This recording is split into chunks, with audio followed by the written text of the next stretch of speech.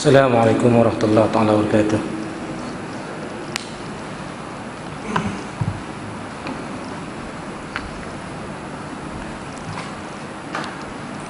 A'udzu billahi minasy syaithanir rajim. Bismillahirrahmanirrahim. Alhamdulillahi rabbil alamin. Wassalatu wassalamu ala asyrafil anbiya'i wal mursalin wa ala alihi washabihi ajma'in. Subhanaka la ilma lana illa ma 'allamtana innaka antal alimul hakim. Rabbi shrah lana sadrana wa yassir lana amrana wahlul 'uqdatam min lisanina yafqahu qawlana. Rabbi zidna 'ilma wa fahman mustaqima wa hidayatan lis-shawab.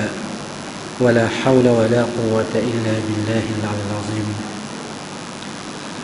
ولا حول ولا قوة إلا بالله العلي العظيم ولا حول ولا قوة إلا بالله العلي العظيم. اللهم ارزقنا فهم النبيين وحفظ الملائكة المقربين والحمد لله رب العالمين. Alhamdulillah.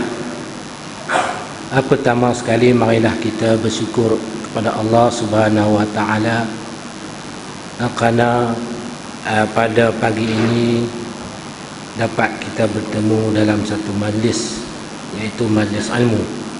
Walaupun jadual kita dah agak terlewat, saya mohon maaf sebab first time, kali pertama saya datang ke sini, sesak sikit sebab tak ada location. Jadi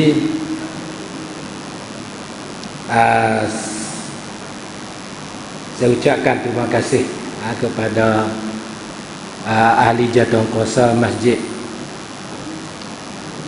Surau Haji Ibrahim Haji Ismail, Surau Haji Ismail, kerana sudi menjemput saya mengadakan kuliah di sini. Seperti mana yang sedia maklum, yang saya dah beritahu kepada ahli jawatankuasa, kita akan menggunakan kitab, kuliah kita kuliah berkitab, kerana memang bidang saya bidang kitab. Kalau kuliah biasa ni saya jaranglah menghadiri mana-mana jemputan. Kebanyakan saya tolak kalau kuliah biasa ni, sebab saya kalau di kampung saya ni di Pendang, Kedah, dekat dengan rumah Pak Mentua Tok Imam ni, Ustaz Robi kita, dekatlah. Saya buka pondok di situ. Saya buka pondok. Pengajian secara pondok ni dia panggil pengajian secara berkitab. Jadi saya rasa anak-anak jamaah yang ada di sini ni semua boleh kena membaca kitab Jawi, sebab kitab ni dia Jawi. Dia kitab Jawi. Dia bukan kitab macam buku tu. Boleh no? Boleh baca no? Boleh tak? Baik. Sebelum kita masuk dalam isi kitab yang kita akan baca, terlebih dahulu sedikit pengenalan tentang diri saya. Nama saya Rozaidi bin Baharum. Umur 46. Sudah beristeri, dikurniakan anak beserta isteri saya sebanyak 7 orang. Dah 7 orang anak. Pekerjaan saya sepenuh masa mengajar di pondok. Mengajar di pondok tanpa ada sebarang gaji, tanpa ada sedikit pun gaji. Ngajak secara orang tua dulu, secara ikhlas lah. Buka pondok, ada budak-budak yang mari datang, berada duduk di situ, ngaji di situ, mengajaklah pagi, petang, malam. Penuh masa pagi, petang dan malam. Cuma setiap bulan minggu ketiga ni saya dijemput mari di sinilah. Asalnya Masjid Asyakirin Gombak yang jemput saya. Dah mari dah tu, takkan nak mari satu tempat saja kot, jadi letih. Dah letih nak bah lagi. Jadi saya terimalah mana-mana surau ataupun masjid yang ingin belajar kitab ataupun berkuliah soal kitab ni. InsyaAllah pagi tadi ni saya kuliah kitab juga di surau Al-Ikhlas Kirara Puchong. Malam saat ni di Puchong juga, esok baru pergi Gombak. Baik, itu lebih kurang sedikit pengalaman dari saya. Siapa-siapa yang ada ingin menghantar anak-anak belajar di pondok, saya alu-alukanlah. Kalau ada nak mengaji di pondok, macam anak tu imam kita ni, dia ngaji di pondok abang ipar saya. Sebab abang ipar saya dia buka pondok serta tahfiz. Saya ni pondok sahaja, tahfiz tak. Kalau tahfiz nak ngaji orang pula payah. Okey, kita masuk dalam kitab ni. Pengenalan lebih kurang sedikit kitab ni. Nama dia tengok di luar ni, di kulit dia tu, ini risalah yang amat kecil yang dinamakan dia dengan Faridatul Faraid fi Ilmil Aqaid. Nama kitab ni risalah. Sebenarnya dia risalah, dia bukan kitab, tapi orang Melayu kita dia panggil kitab. Asalkan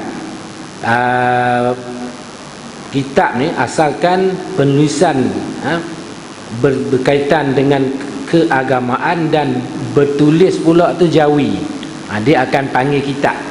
Kalau tulis Rumi dia tak panggil kitab, walaupun isi dia tu agama, berkaitan dengan keagamaan, dia tak boleh panggil buku agama.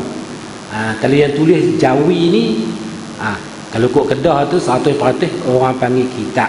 Kalau kod Selangor ni wallahualam lah, mungkin kitab juga. Tak.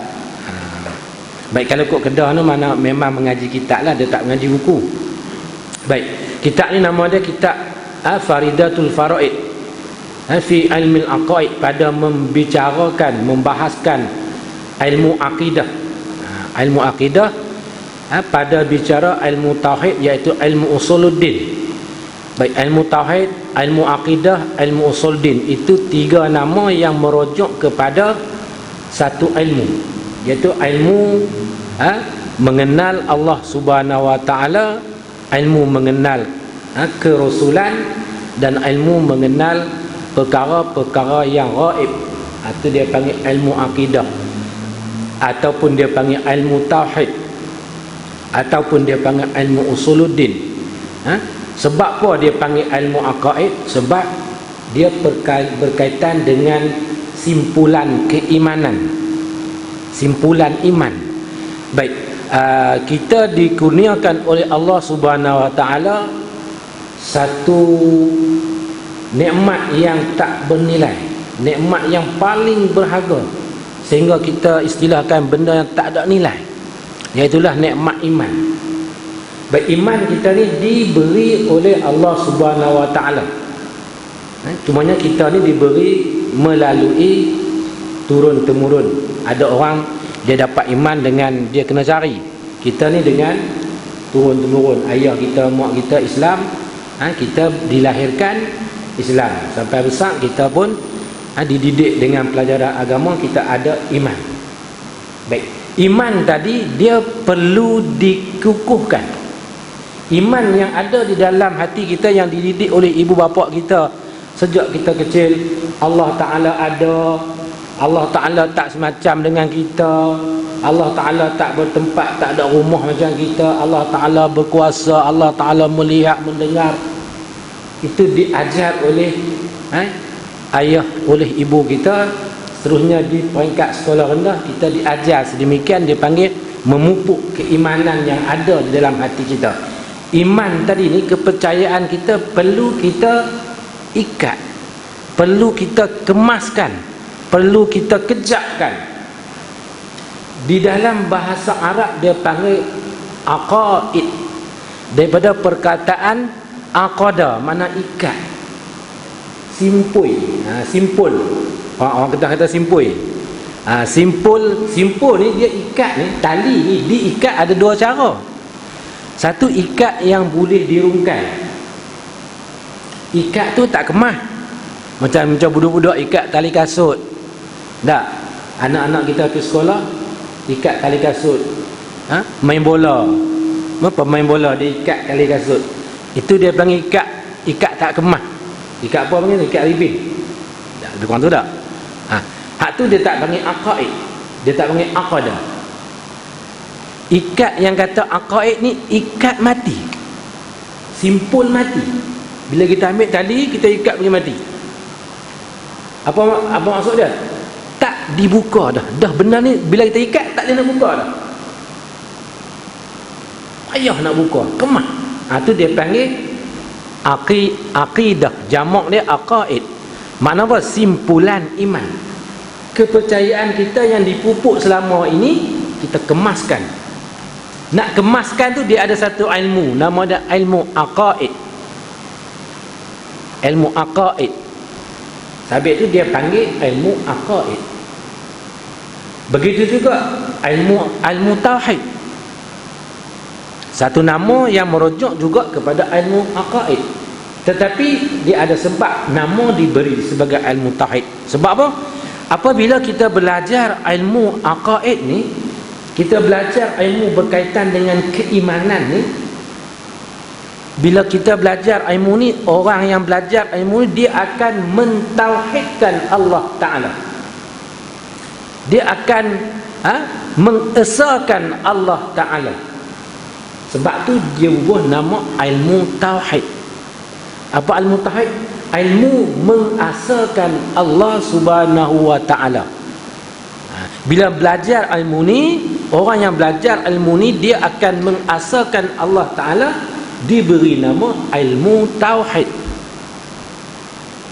Begitu juga dinamakan ilmu ni sebagai ilmu usuluddin. Sebagai ilmu usuluddin. Usul ni mana asas, pokok ataupun tunjang agama. Baik, agama kita ni dia terbentuk di atas 3 perkara: Islam, iman dan ihsan. Islam, iman dan ihsan.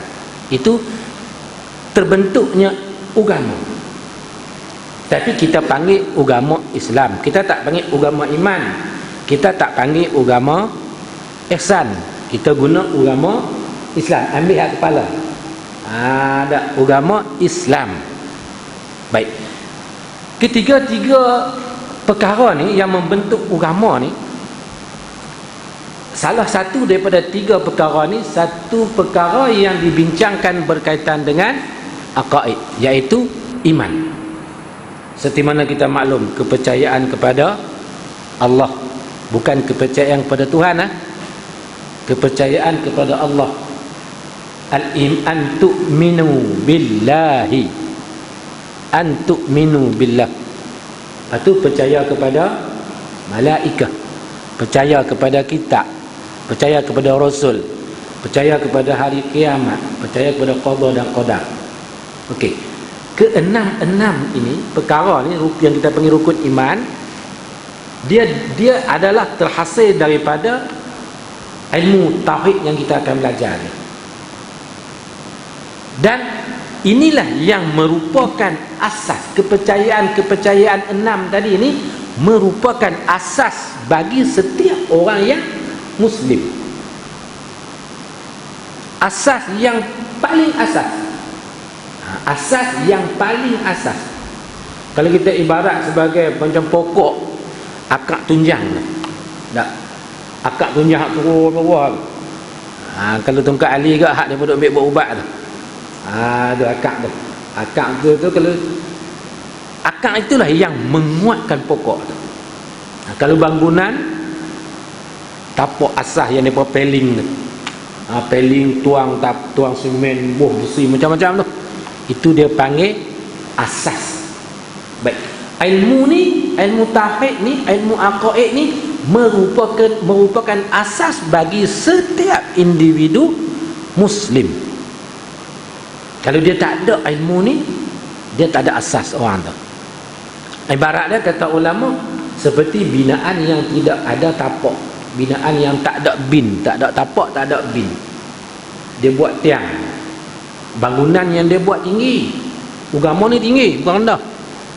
Dia nak buat bangunan yang tinggi macam surau ni, nak buat bangunan tinggi juga kita kata besar.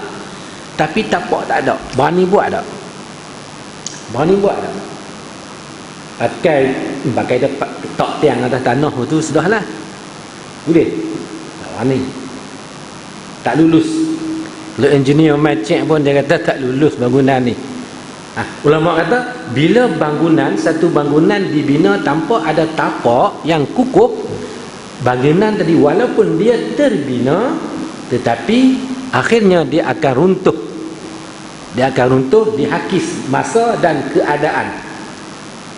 Begitulah keimanan kita, agama kita. Bila kita tak ada asas tadi, agama kita akan runtuh. Dia panggil apa? Ilmu yang kita belajar ni merupakan asas bagi yang dua lagi. Kita nak sembahyang, kita nak puasa, kita nak berzakat, kita nak haji, dan banyak lagi lah amalan-amalan dalam keagamaan kita yang kita nak lakukan ni. Dia terkait, dia bergantung, dia bertapak di tapak tadi. Sembahyang kita, kalau kita tak kenal siapa yang kita nak sembah, sembahyang kita tak jadi. Sembahyang kita Allah tak terima. Bandingannya, kita nak bekerja dengan seorang tokek, tapi kita tak tahu tokek kita apa. Tak, kita kata ada tanah depan tu satu, kita pergi ambil bajak, kita nak tebah. Tanya, buat apa ni? Nak tebah rumput. Tanah siapa ni? Tak tahu. Sudah kita tebah rumput jadi, kita nak pergi minta gaji kat tuan tanah. Boleh tak? Boleh tak? Tak boleh. Aku tak suruh tebah pun lah. Siapa nak pergi tebah? Mana amalan kita, bila kita tak kenal Tuhan, tak kenal siapa Allah Ta'ala, sembahyang kita, puasa kita jadi saja. Tak boleh kita nak tuntut pahalanya kat siapa. Kita bekerja untuk siapa? Kita sembahyang untuk siapa? Kita puasa untuk siapa? Betul orang ni banyak orang sembahyang bukan untuk Allah. Dia puasa bukan kerana Allah Ta'ala, kerana selain Allah Ta'ala. Bila kita beramal kerana selain pada Allah Ta'ala, dengan sebab kita tak kenal siapa Allah, maka amalan kita tadi, sembahyang kita, puasa kita, zakat kita, haji kita, menjadi haba'an mansura, habu yang bertebangan, tak ada apa. Ini yang kita takut. Sebab itulah dia panggil ilmu ni ilmu usuluddin, asas agama. Asas agama. InsyaAllah kita akan bincangkan berkaitan dengan asas-asas agama. Ilmu iaitu ilmu usuluddin atas mazhab Imam Asy'ari.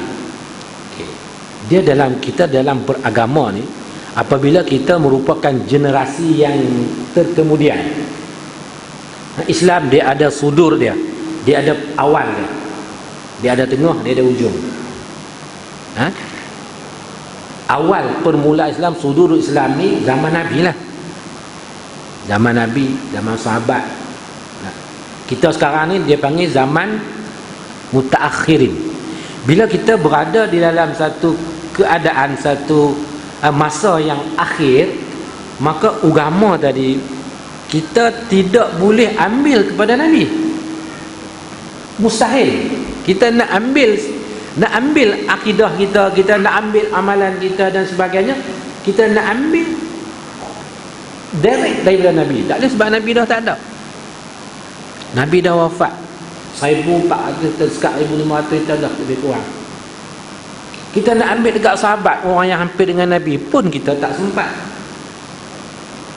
Mana kesimpulannya, kita mesti ambil daripada orang yang semasa dengan kita, yang semasa tapi dia lebih dahulu sikit pada kita, sehinggalah berturutan kepada Nabi Muhammad sallallahu alaihi wasallam. Itu dia panggil mazhab. Perjalanan agama kita ambil pun datang, kita loncat dulu. Di mana tempat yang kita nak hadir, mesti kita kena lalu jalan dia. Tak boleh daripada pucung nak main ni puk lompat main, tak boleh. Dia mesti lalui jalan dia. Bila tak ada panduan, sesat dah kan. Tak ada panduan. Dia hantar map tu baru boleh main. Tak ada panduan nak main tak boleh. Begitu juga kita nak berjalan kepada agama kita ni, mesti ada mazhab dia. Zaman sekarang ni orang tak mau mazhab.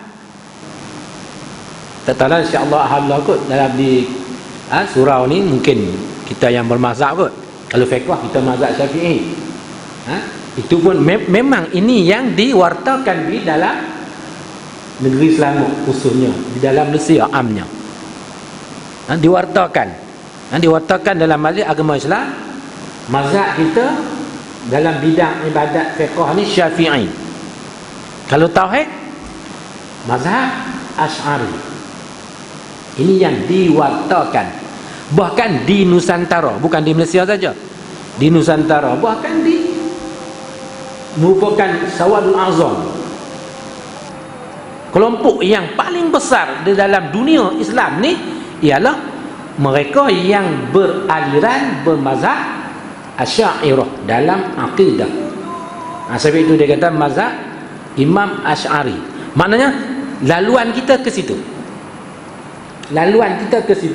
Bukan bererti kita mengambil agama Asy'ari, bukan. Itu cuma dibangsakan, dipinjam nama Ustaz. Sebab Imam Asy'ari ni orang yang mula-mula memperbaharui, menyusun semula memperbaharui akidah.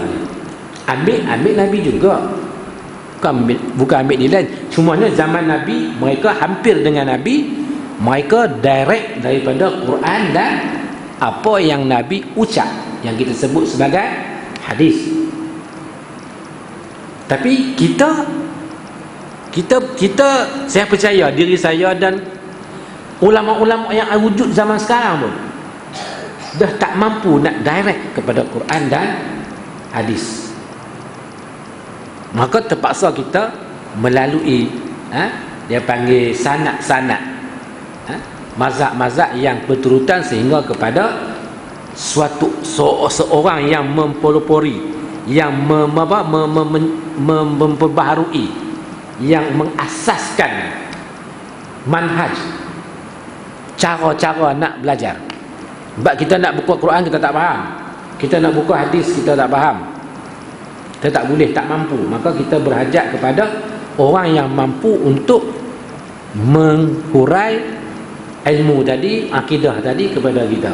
Baik, kita ni kita ambil daripada Imam Abu Hasan Al-Asy'ari. Dia orang tua yang ketiga. Dia ambil daripada tabi'in sehinggalah kepada sahabat. Semuanya dia memperbaharui sedikit manhaj dia, iaitu dia campur antara Al-Quran, Sunnah dan pemikiran, menggabungkan tiga elemen di dalam memahami akidah: Al-Quran, Sunnah dan pemikiran. Ini semua adalah Quran. Bukan kata dia reka tu reka sendiri-sendiri, dia tak. Sebab dia reka pun dia faham daripada arahan daripada Al-Quran. Supaya dalam bidang fiqh lah, fiqh kita sebenarnya ikut siapa? Kita kata saya ikut Syafi'i lah. Bukan kita ikut Syafi'i, kita ikut Nabi. Tetapi manhaj, cara yang dibawa oleh Syafi'i, itu dalam bidang fiqh. Imam Syafi'i dia ambil daripada Quran direct, dia ambil daripada hadis direct. Dan ada kaedah-kaedah yang ditambah seperti kias dan ijma' ulama. Digabungkan empat sumber tadi, Quran, Sunnah, ijma', kias. Maka lahirlah suatu hukum, satu cara untuk kita beribadat. Contohnya sembahyang. Apa yang diijtihadkan oleh Imam Syafi'i, bila dia yang mula buat macam tu, mula mengijtihad, kita buh nama kat dia lah. Saya sebenarnya ikut Syafi'i. Orang ikut Nabi mana ikut Syafi'i? Itu salah cakap macam tu. Kalau kita kata kita nak ikut Nabi, kita tengok Nabi bila, kita berjumpa dengan Nabi bila. Sahabat boleh lah dia ikut Nabi, sebab memang dia direct daripada Nabi. Kita tak boleh kata macam tu. Kita mesti ambil daripada orang yang terdahulu pada kita. Orang yang terdahulu pada kita, dia ambil orang yang terdahulu sampailah kepada Nabi Muhammad sallallahu alaihi wasallam. Itu contoh fiqh. Sebab fiqh ni mungkin kita mudah sikit untuk memahami, sebab kita terdedah dengan suasana tersebut. Adapun tauhid ni kita kurang terdedah. Kebanyakan orang kurang terdedah. Kurang terdedah aliran dia. Ni sebab itu kitab ni dia kata atas mazhab Imam Asy'ari. Dia ahli sunnah wal jamaah. Okey. Nabi, sahabat, itu dia panggil rujukan utama. Selain daripada Quran, Nabi, hadis dan sahabat asar dia panggil. Itu rujukan kita dalam apa bidang sekalipun. Itu rujukan yang paling asas kepada kita. Nabi dan sahabat. Baik. Macam zaman sahabat, zaman Nabi, dia perkembangan ilmu ni dia tidak seperti zaman sekarang. Maksud perkembangan ilmu ni maknanya bukan kita ni lebih mahir ilmu daripada orang terdahulu dah. Kita ni ilmu semakin kurang. Bila ilmu semakin kurang, kita tidak boleh memahami sesuatu hukum dengan teks yang asal. Kita perlu kepada huraian teks. Dia panggil syarah. Syarah, huraian teks. Macam Quran ada teks yang asal, mesti ada pentafsir dia, menafsirkan Al-Quran, baru kita boleh faham.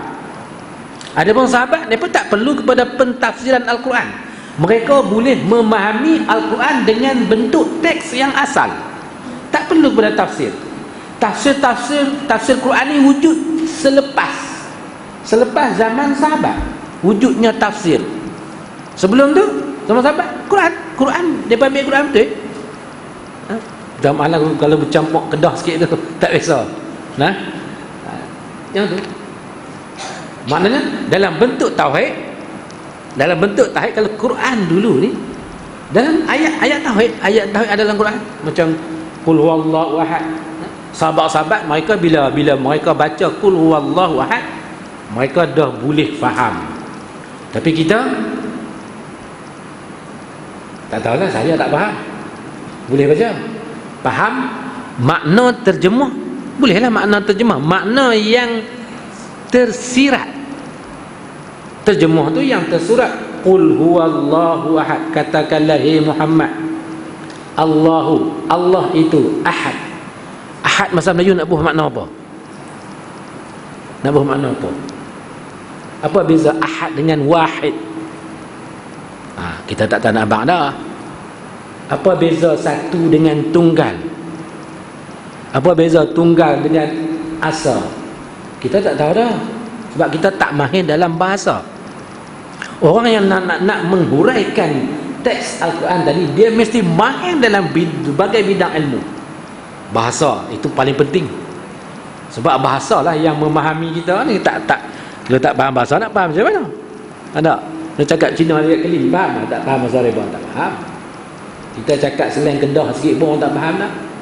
Ada ambil slang Terengganu ke, Kelantan ke, ada mu nak pergi mana, dia kata tahu, dia kata apa, ada mereka kata hang nak pergi mana lah, mereka kau nak pergi mana, itu baru slang dia, baru luhun dia, bukan bahasa betul lagi, setempat bahasa tempat ibunda tu pun kita dah tak faham. Melayu sama Melayu, ini kan lagi Arab. Sebab itu kita berhajat kepada orang ulama yang mentafsirkan. Siapa dia tu? Ulama-ulama yang sampai kepada martabat mujtahid mutlak, dia panggil mujtahid mutlak. Mujtahid mutlak ni orang yang boleh ambil direct daripada Quran. Dia boleh hurai direct daripada Quran, tak perlu kepada tengok tafsir lain, tengok tafsir ni, tak perlu, dia tak perlu. Dia dah boleh menguasai ilmu tersebut. Maka orang ni lah yang menghuraikan kepada kita ni, yang buat kitab ni, dia salin dalam kitab dalam bentuk huraian, olahan. Sampailah kalau kita sekarang ni ada ulama yang mempermudahkan kepada generasi yang akan datang untuk memahami Al-Quran. Sebab itu lahirnya macam-macam kitab. Sampai sekarang ni ulama tak berhenti mengarang sampai sekarang ni. Ulama-ulama kontemporari, ulama-ulama asriyah, ulama-ulama rata seluruh dunia ni, mereka masih lagi mengarang dalam bidang yang sama. Bidang yang sama tapi beribu-ribu kitab. Sebab apa? Sebab ilmu dalam Quran ni dia boleh bercambah banyaknya, luasnya ilmu Al-Quran ni, ilmu Allah ni mengikut kepandaian seseorang itu ilmu dia, mengikut kepandaian ilmu dia. Kalau ilmu dia tinggi, dia boleh hurai lagi banyak. Habis itu lahir banyak. Maka kita berhajat kepada ulama-ulama inilah yang menghuraikan Islam kepada kita. Kita tak boleh faham. Tapi zaman sekarang ni wujud golongan-golongan yang mencela ulama.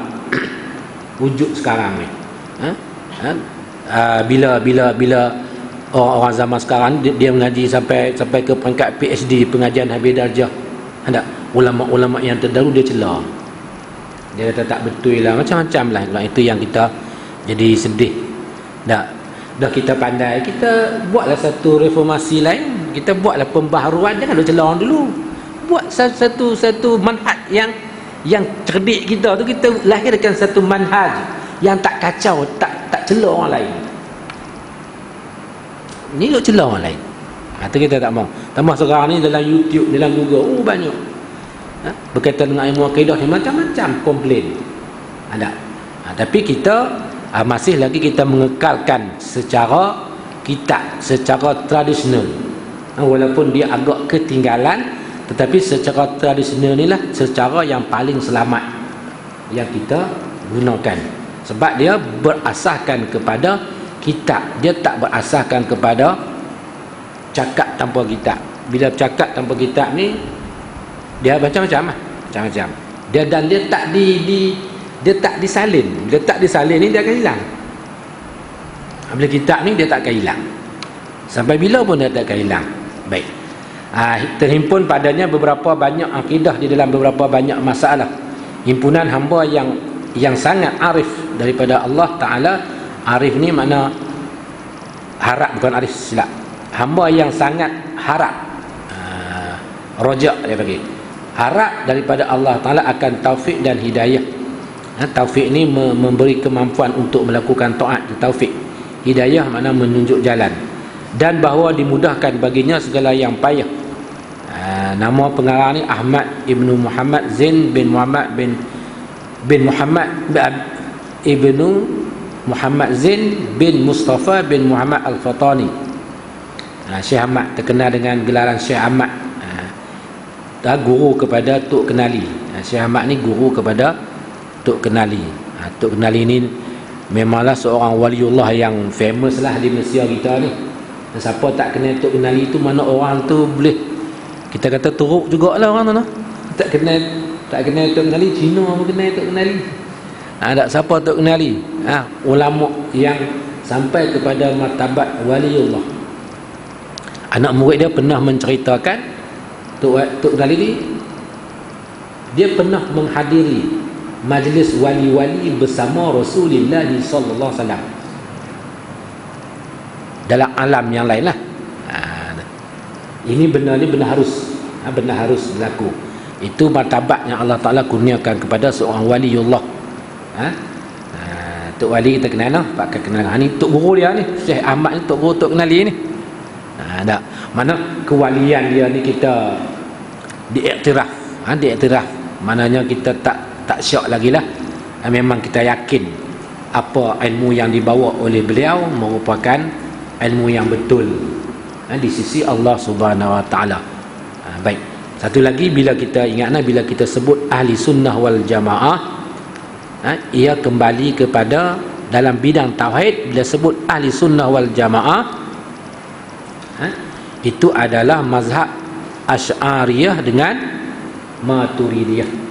Kalau dalam fiqh, ahli sunnah wal jamaah Hanafi, Maliki, Syafi'i dan Hambali. Itu ahli sunnah wal jamaah. Kalau tauhid, kalau usul dalam bab ihsan, Junaid al-Baghdadi ada mengikut tu, Hasan al-Bisri, aliran dia ke situ. Tapi tasawuf ni dia tak terkenal dengan mazhab. Dia tak terkenal, memang pun dia tak ada mazhab. Cuma dia ada guru-guru yang membawa aliran tadi, aliran tasawuf. Baik. Islam yang kita terima iaitulah daripada Islam ahli sunnah wal jamaah. Sebab apabila sebut Islam ni banyak cabang. Nabi kata ada 73. Hadis ni semua orang tahu. Sataftariqu ummati ala sab'in wa ala salasatin wa sab'ina firaq. Umatku akan pecah pada 73 puak. Yang lepas Nabi kata satu saja. Kulluhum finnar illa al-wahid. Semuanya di dalam neraka, mereka satu. Sahabat tanya, qalu amal wahid ya Rasulullah, hak satu tu apa dia? Ana wa ashabi, aku dan sahabat-sahabatku. Daripada situlah ulama mengatakan ana ni mana sunnah, ashabi jamaah. Terbitlah satu istilah ahli sunnah wal jamaah. Yang lain tak selamat. Nak selamat mesti mengikut aliran ahli sunnah wal jamaah. Siapa ahli sunnah wal jamaah? Dalam bidang tauhid, Asy'ariyah dan Maturidiyah. Kata Imam Az-Zubaydi dalam syarah Ihya Ulumuddin, wa iza utlika ahlus sunnati wal jamaati fal muradu bihi al-asy'ariyatu wal maturidiyatu. Begitu juga imam-imam yang lain menegaskan sebegitu. Bila disebut ahli sunnah wal jamaah dalam kitab tauhid, ialah dikehendaki dengan ahli sunnah itu ialah Asy'ari dan Maturidi. Kalau dalam kitab fiqh, empat tadi. Hanafi, Hambali, Hanafi, Maliki, Syafi'i, Hambali. Itu ahli sunnah wal jamaah. Bila kita berada di atas manhaj ahli sunnah wal jamaah, insya-Allah kita akan selamat daripada api neraka Allah Subhanahu wa taala. Berpeganglah kamu kepada ahli sunnah wal jamaah. Kata Nabi, alaikum bisunnati wa sunnati khulafa'ir rasyidin al-mahdiyyin. Berpegang teguhlah kamu, jangan tukar di atas manhaj aku dan sahabat-sahabat aku, iaitulah khulafa' rasyidin. Itulah lahirnya ahli sunnah wal jamaah. Jadi saya harap setakat ini sajalah mukadimah kita pada bulan ni. InsyaAllah kalau dilanjutkan lagi, kita mari pula lah bulan depan ni. Kok tak sesak dah bulan depan. InsyaAllah kalau kita mau ni memang sesak. Kita habis sikit lah. Khaddarallahu ta'ala riyadha raja'in bibulughil amani wa nafa'a bihadzal risalah al-mu'minina amin. Mudah-mudahan khaddarallah, mudah-mudahan menghijau oleh Allah Ta'ala akan taman kebun pengharapan bagi Syekh Ahmad ni lah, dengan sampainya cita-cita dan memberi manfaat dengan risalah ini, dengan kitab ini akan segala orang muslimin dan muslimat. Amin. Bismillahirrahmanirrahim. Wallahu alam. Ya, kita buka soalan. Ya.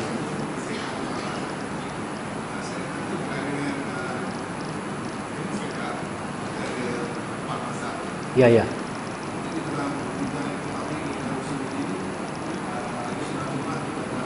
Dua. Ya. Asy'ariyah dan Maturidiyah. Maturidiyah. Maturidiyah.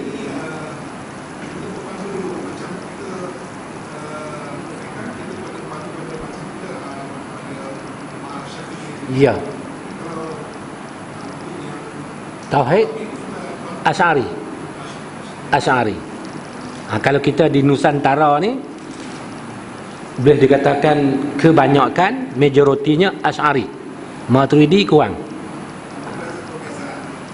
Dia ada jugalah perbezaan macam mazhab ni lah, macam Hanafi, Syafi'i ada beza lah, ada tempat beza tu. Dia panggil perbezaan berlaku dalam furu'. Okey, dia macam fiqh dia ada usul, dia ada furu'. Dalam bab usul tak ada khilaf. Semua sepakat. Sembahyang 5 waktu. Puasa bulan Ramadan wajib. Tak ada siapa pun kata tak. Okey, dalam forum pecahan-pecahan. Itu berlaku khilaf. Ada. Macam kita kata rakaat pun asas tu. Tak. Macam dalam bab syarat-syarat semayang, atau ada khilaf. Lebih kurang sikit. Begitu juga dalam bab tauhid ni. Dalam asas dalam khilaf. Dalam forum dia ada khilaf dia. Itu insya-Allah. Kalau kita nak hurai perbezaan di sini ni, bahasa tak cukup masa. Dah lama sayur dah. Nak pukul sebelah dah lapak nasi je dah. Lapak nasi panas lapak tu. Ustaz Kedah ni saya minta maaf lah tak ada bahasa ni. Nah. InsyaAllah kita akan kalau jumpa tempat-tempat yang berbeza tu, kita akan bincang insyaAllah. Ada lagi soalan lain?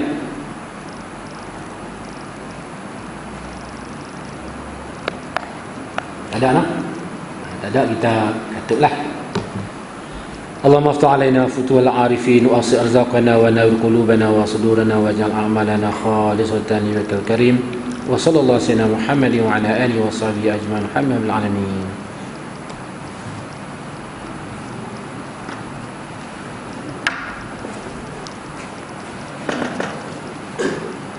Saya nak ada sikit pengumuman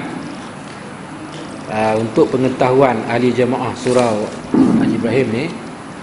Saya seperti mana saya mukadimah tadi ni, saya ada mengasaskan sebuah pusat pengajian secara turas. Secara ni cara macam ni, kitab ni dia panggil turas ni. Dia panggil halaqah turas. Mengaji guna kitab duduk bersila dalam surau. Begitu juga secara pengajian turas dia panggil. Pondok yang saya ngasas ni pondok yang berteraskan kepada turas, mana pengajian kitab. Pengajian kitab Quran, tapi bukan tahfiz Quran. Saya tak buat tahfiz Quran. Tapi Quran tu ada hafal lah surah-surah penting. Dia tak hafal semua Quran. Lebih kepada ilmu tauhid, ilmu fiqh, ilmu tasawuf, ilmu nahwu, ilmu soroh, bayan, ma'ani, usul fiqh. Dia lebih kepada ilmu-ilmu tu. Ilmu-ilmu asas dan juga ilmu-ilmu alat di dalam memahami Al-Quran dan Sunnah. Maknanya bila belajar sistem ni, kalau siapa-siapa yang belajar sistem ni, dia ada harapan untuk menjadi ulama. Dia tahfiz berbeza. Tahfiz ni dia boleh hafal Quran, tapi belum tentu dia boleh ilmu-ilmu macam ni. Kalau dia tahfiz lepas tu dia mengaji pula, tu boleh. Ada yang pondok yang saya asas ni secara berkitab dia panggil. Secara berkitab. Saya ambil pengamilan pelajar ni, saya ambil umur 13 ke atas. Siapa-siapa yang ada berminat untuk menghantar anak-anak kan, yang dah mengaji tahun lain kan, nampak tak ada jalan nak mengaji, pergi hantar pondok, boleh, saya terima.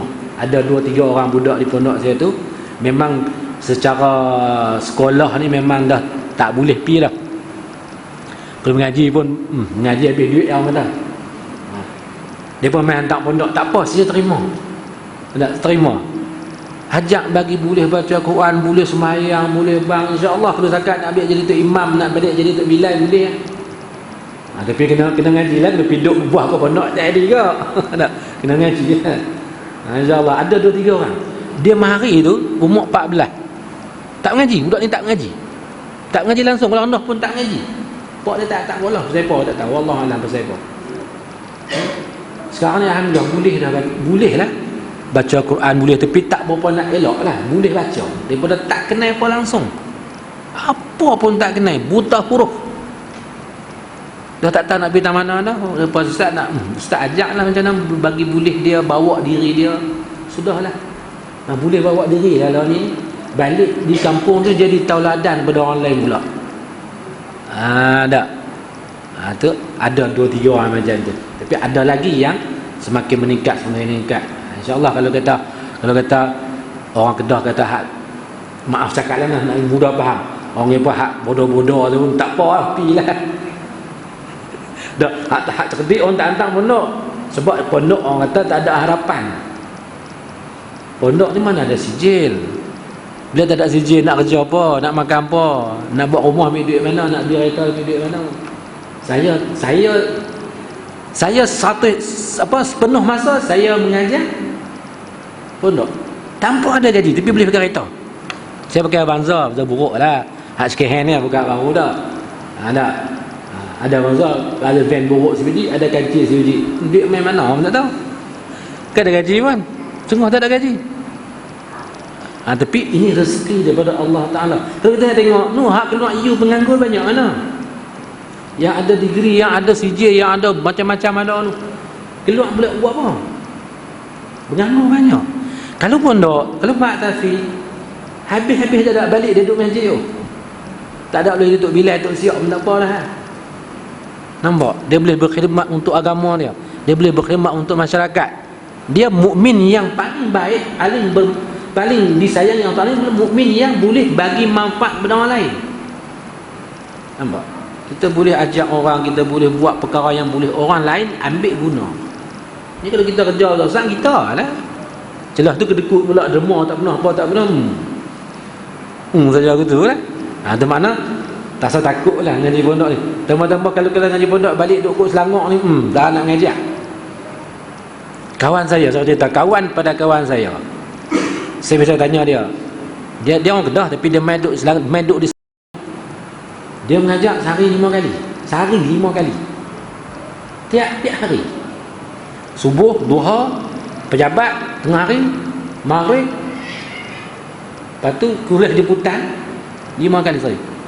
Saya tanya banyak mana orang nak bagi banyak mana, dapat allowance banyak mana ni? Allowance tak ada, orang nak bagi derma sedekah 60,000 sebulan.